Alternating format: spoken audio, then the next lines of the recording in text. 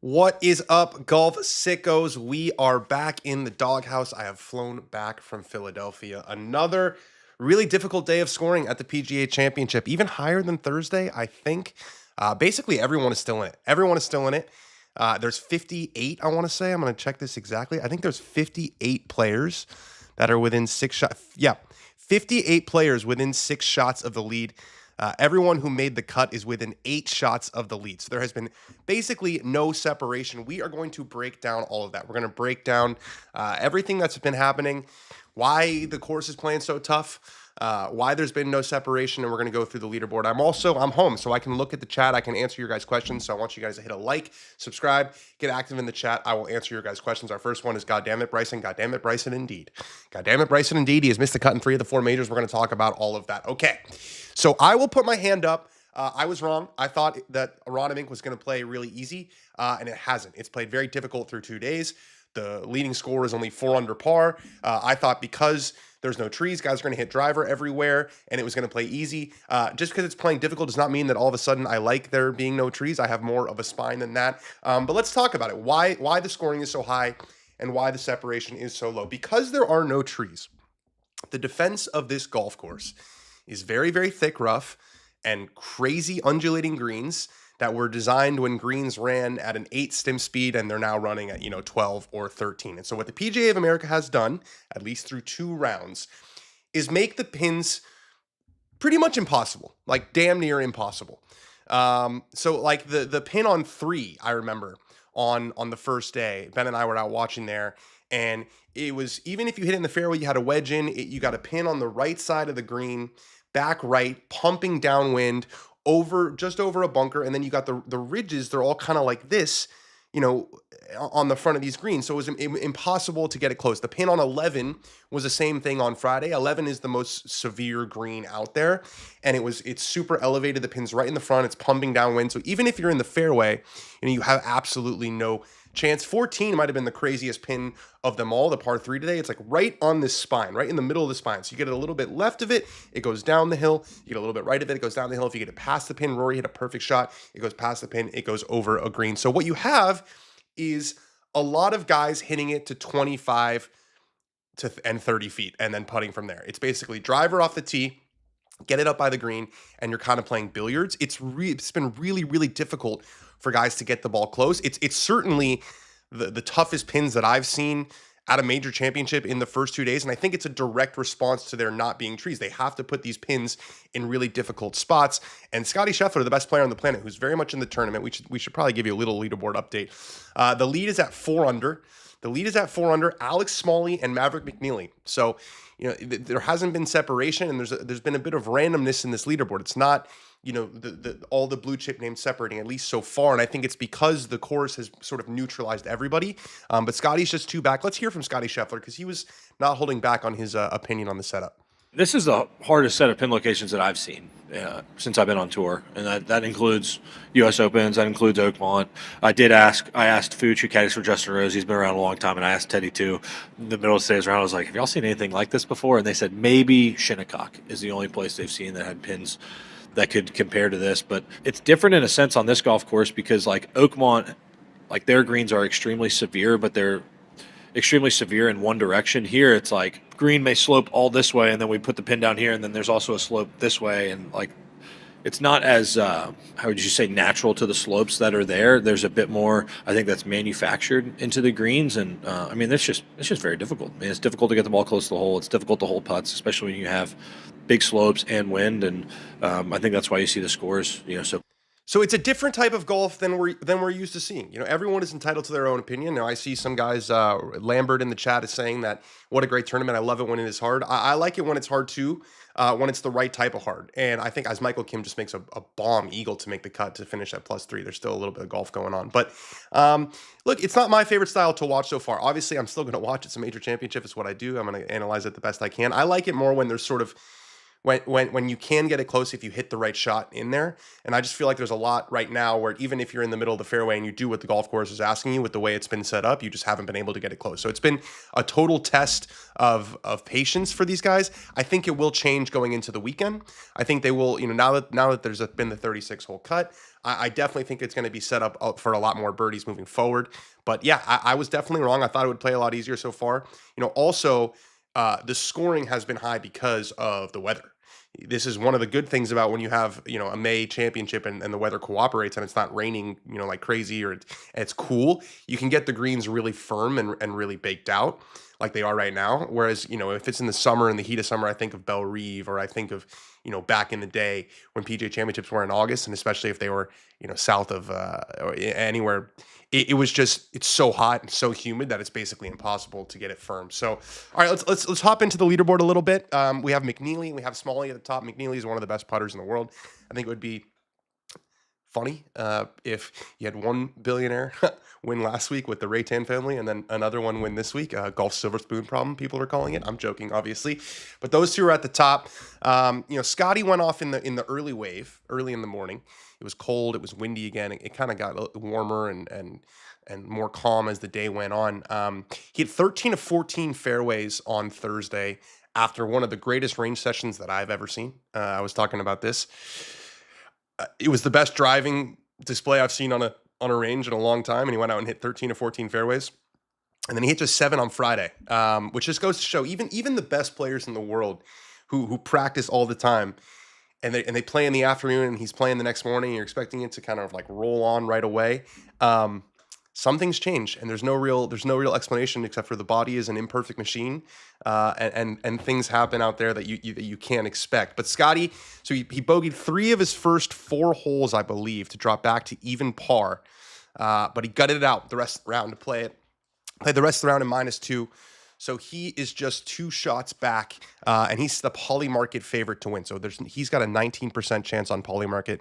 Cam Young at 9%, Maverick Neely 8%, Ludwig Oberg at 7%, and then Smalley and Goddard up at 6%. So you've got Scotty Scheffler just 2 shots back. The round of the day came from Chris Goddard, round of the tournament so far. This is Ben's pick, so shout out to Ben. He's still in Philadelphia. He shot 65, 5 under.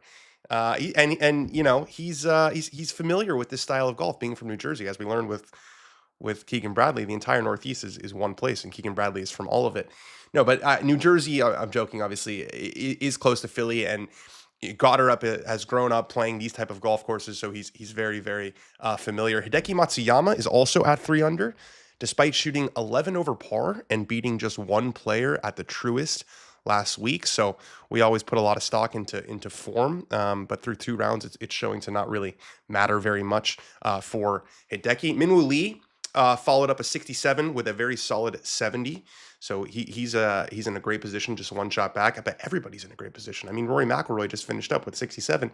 He's at 1 over. He's only 5 shots back. That's absolutely nothing. Remember, Scotty was 11 back at the Masters and almost chased everyone down. But Stefan Jaeger also shot 67, 70, so he's at 3 under. He's 141st in data golf, and Aldrich Potgieter 185th in data golf. They both shot 67 on the first day, and they both shot even par 70s. Potgieter's been working really, really hard on his game with Justin Parsons.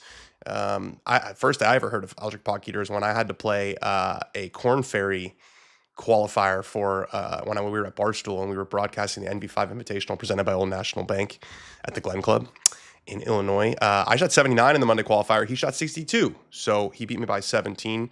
How about Higo? We're going to talk about Higo.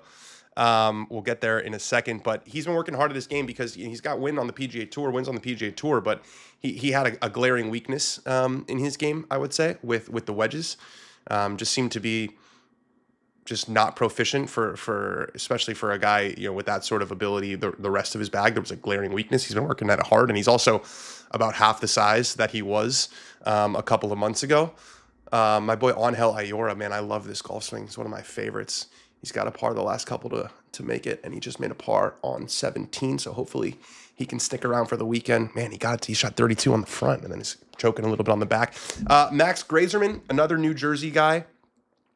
He eagled the ninth hole, his last of the day, to get to 3 under par. So you're seeing a lot of names that you don't expect maybe to see at the top of a major championship leaderboard, and I think that's a function of the setup. I think it's a function of it neutralizing guys, everyone seeing it to the middle of the greens, then kind of seeing how they can navigate from there.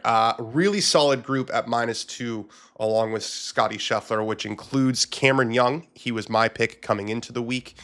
He shot 67 with an eagle on the last hole. Justin Thomas is also at 2 under.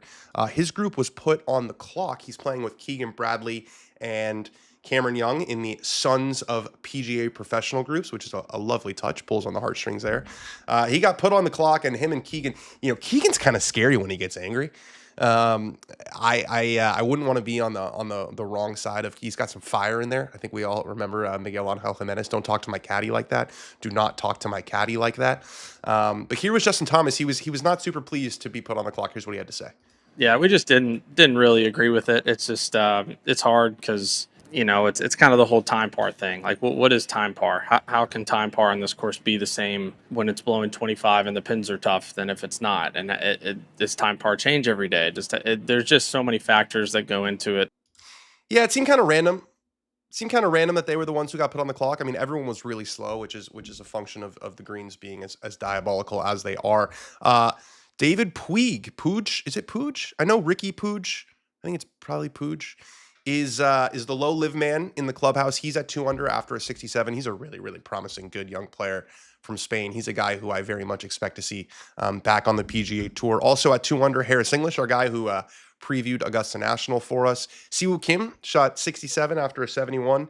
And then Ludwig Åberg, just staying in the game. He shot 72, and then he has the second best round of the week with his 66 that he shot as the weather got a little bit warmer toward the end of the day. So we have Ludwig at 2 under, doing just enough to keep Kenny Kim suffering from Åberg derangement syndrome. We'll move down the board a little bit. Andrew Novak's at 1 under, Kurt Kitayama at 1 under, Aaron Rai, Jason Day, Patrick Cantlay having a good major championship.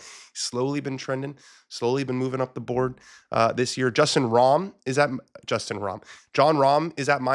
69.7. He could have been a lot lower. Him and Spieth were playing together, and they both just couldn't seem to get a lot out of their rounds. But it's been the story of the first 2 days. It's been a battle of attrition. If we move down to even par, we've got Patrick Reed. He is safely to the weekend. So is Cameron Smith. Cameron Smith entered this week with a streak of missing, and this is kind of hard to believe, 6 straight cuts in major championships. Changed up his coach. He had been working with Grant Field absolutely forever, I think since he was a kid. He's working with Claude Harmon now, and that'll be a huge sigh of relief for him to see the weekend. Ben Kern is the lone club pro to make the cut. Blocky missed it by 1. Unfortunately, we're going to talk about that in a second. But Ben Kern, first of all, he's got a sleeve of tattoos, which, as a tattooed golfer, love to see a little bit of representation. He said like the baseball player Puig, so it is Puig. It's not Puig. Ben Kern's got a sleeve of tattoos, and I remember him from 2018 at Belle Reve. He made the cut and had a really solid week as a club professional that week. He's the GM of Hickory Hills Golf Club. I believe it's outside of Columbus, Ohio. Said he only plays golf once a week with his members, which is incredible. I'm sure he's ramped it up recently, but it just goes to show how good of players there are all around the world. He played collegiately at Kansas State, chased it on the mini tours for a couple years before hanging it up and taking a job, a more classic 9-to-5 job. He said he plays to a +6. That's gonna go down. Let's hear from Ben Kern. I understand you keep your handicap for at home for matches with members. What does today's round do to that handicap? I have no idea what the course rating is around this place, but I probably assume it's kind of high, so it's going to absolutely destroy my handicap. But that's okay. That's what it's for. All right, let's get to a couple of the chats. Andy Ogle says, Dan, do you expect the pins to be easier tomorrow to get the cream of the crop to the top of the leaderboard, perhaps similar to third round at Augusta at this year's Masters? Absolutely, yes. I don't want to be a hater, but I'm just honest with you guys. I watch the golf and I write down my notes and I give you my opinions.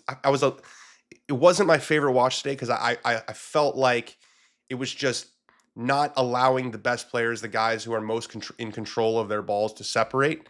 I mean, I think the top of the board is a little bit indicative of that. You have guys who haven't been the best players so far this year who are up there. I think it's going to change tomorrow. I think there are sections of these greens that you can put the pins in that make them, like I said, on 11, on 14, that make them virtually impossible to get close to, which is a leveler, right? If a pin's in the middle of the green or in a, I think too, like an Augusta National where you have these sections, right? And the pin is in a little section, but if you hit that section, you can get it really close and you can have a pretty flat putt. We just haven't seen that with the pins so far this week. They've just been in on top of little spines, not in little flat spots. They've been on top of little spines, which makes it just incredibly difficult to get close. So yeah, I do expect tomorrow it to be a little bit more of a friendly setup. Just as far as the greens, I mean, there's not much they can do. As far as tees, they've been tipping it out pretty much. Maybe they can move a couple of them up, but I think it's the pins and it's the weather. It's the weather. If it's a little bit warmer, if it's not as windy, there was a little bit of rain that was expected Wednesday, Thursday, didn't really happen. I think it's going to be pretty dry the rest of the week. So I don't think the winning score is going to get to the 15 under, 16 under range that I anticipated, but can definitely see it getting to 10 or 11 under, which is a pretty solid number. Rory McIlroy's at +1, 67, very solid to get back in it. He hit balls for a long time yesterday. And he was much better today. It was a very professional round of golf, I thought.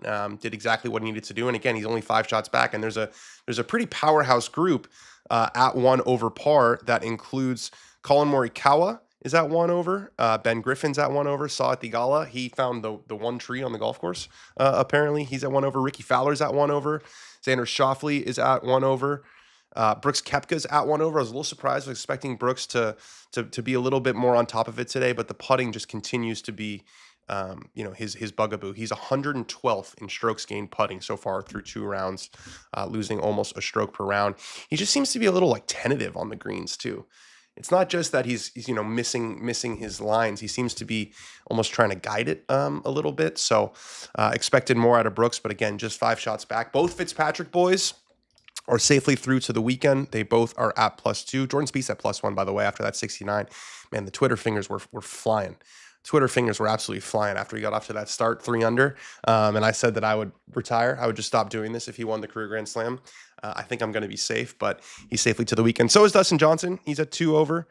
Casey Jarvis, who Rick loved this week, the young South African who's already got 2 wins on the DP World Tour. He shot 70-72 to safely make the weekend. Joaquin Niemann, who's lone top 10 in a major championship, came at this event last year at Quail Hollow. He followed up a 69 with a 73. He's through to the weekend. So is Sam Burns at +2. Rasmus Højgaard at +3. Justin Rose, always the thespian. Always a thespian. Saves the best for the biggest moments. He chipped in on the last hole to move from 5 under an eagle to 3 over. And I wanted to bring this in. This was a picture from the Data Golf guys. Yeah, look at this. So this was from earlier in the day, but I think it remains true. The lowest variance in scores at major championships. This is second behind the 2016 PGA Championship at Baltusrol, where when you talk about variance, you talk about what's the difference in the scores, and you've just seen so many scores between sort of 68 and 72 this week, and I think that's a direct result of the setup. Dan Brown squeaked by through to the weekend with a score of +3, 68-75. Christopher Raytan made the cut.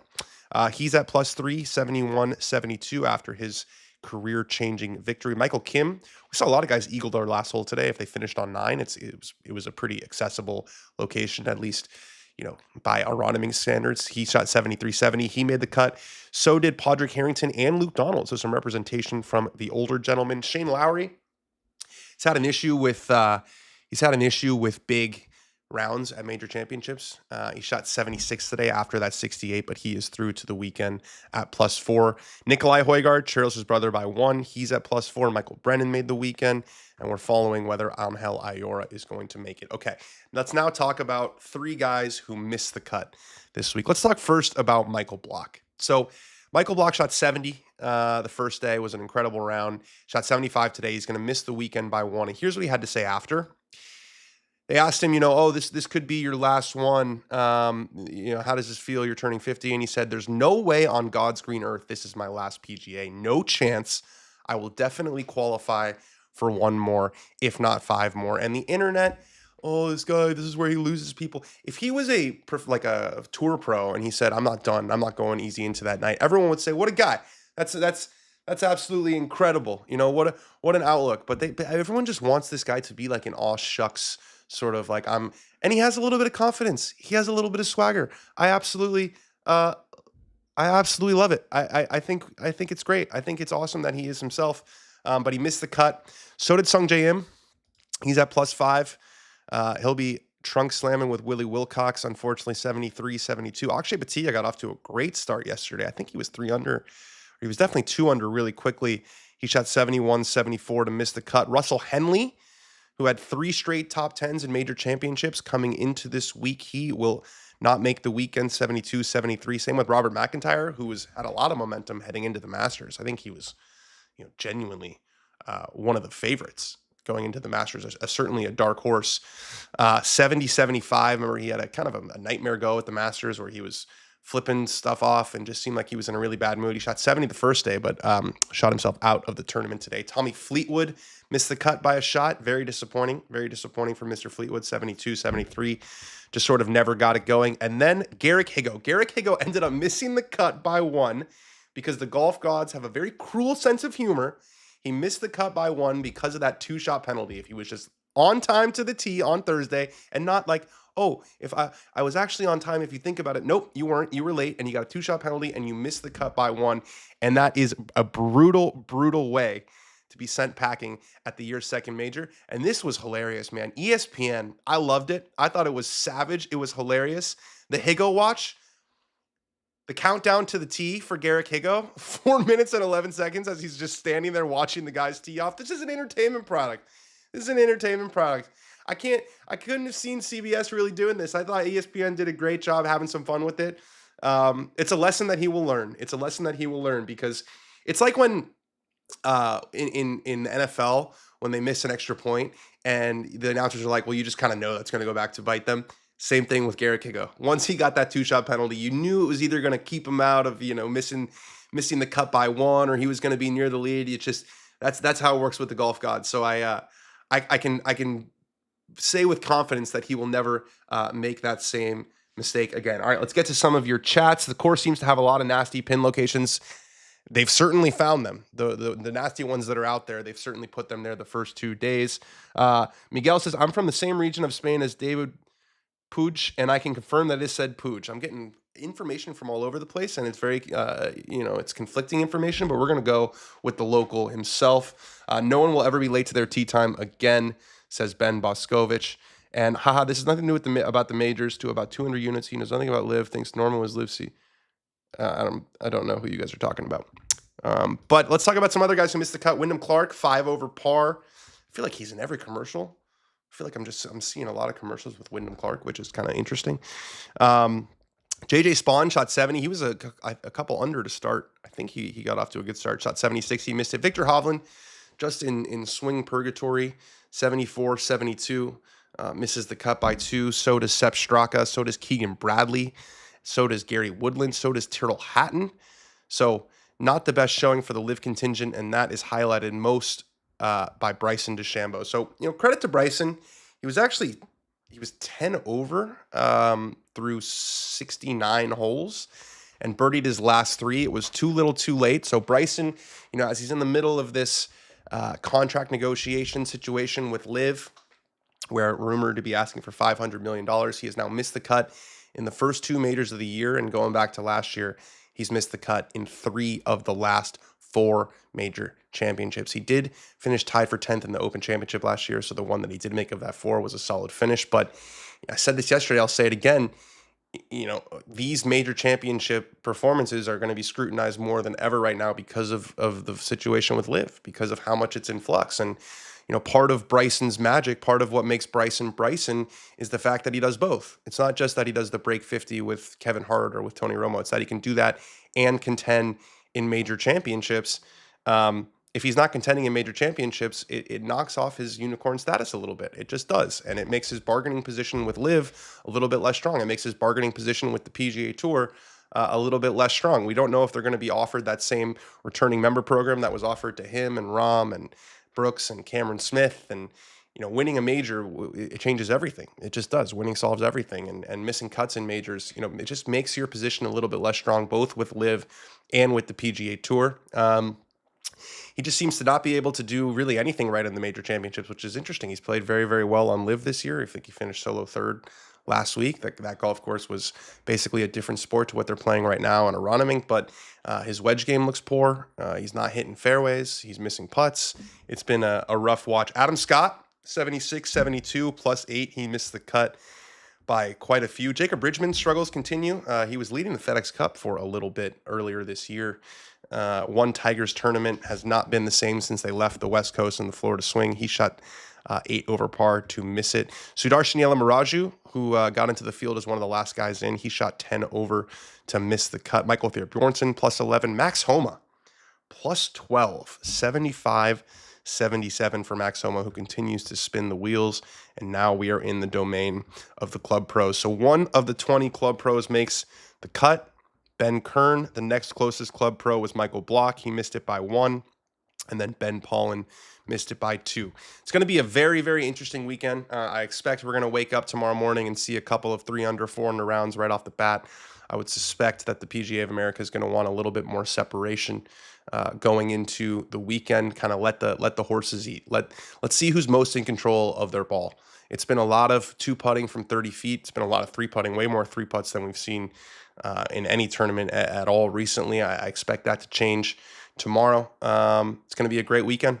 Whether I like the golf course and the way it's set up or not, I'm still going to enjoy the hell out of the weekend, and hopefully you guys will too. So there's our reaction to the second round of the PGA Championship. We got Alex Smalley and Maverick McNeely, 1 and 2. They will be the final pairing tomorrow, both at 4 under. Then Matsuyama, Lee, Goddard up, Potgieter. We got a good group at 3 under, and then Scotty Scheffler. Still the favorite to win. He's at 2 under par, as is Cameron Young. Those guys are just 2 shots back. So anything can happen. Anything can happen. Not only do we have 58 guys within 6 shots of the lead, we have 44 guys within 5 shots of the lead. So Rory's still in it. Xander's still in it. Brooks is still in it. Everyone basically who made the cut is still in it. So good stuff, guys. Thank you for joining. I appreciate it very much. We'll be back tomorrow looking ahead to the final round. And then, we'll do the Monday show as usual. I love you guys. Good seeing you all.